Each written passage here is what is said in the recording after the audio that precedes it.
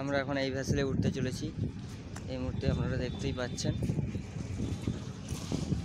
আমরা উঠছি, উঠে এসেছি, আপনারা দেখতেই পাচ্ছেন। আমরা এখন এই ভেসেলে চলে এসেছি। আমরা ওইদিকে এই পাশ থেকে ওইদিকে যাবো, বসে যাবো। তো অনেকগুলো বাইক আসছে এখন, সব ওই পাশে যাবে। এখন অনেকে আসছে, আপনারা দেখতেই পাচ্ছেন।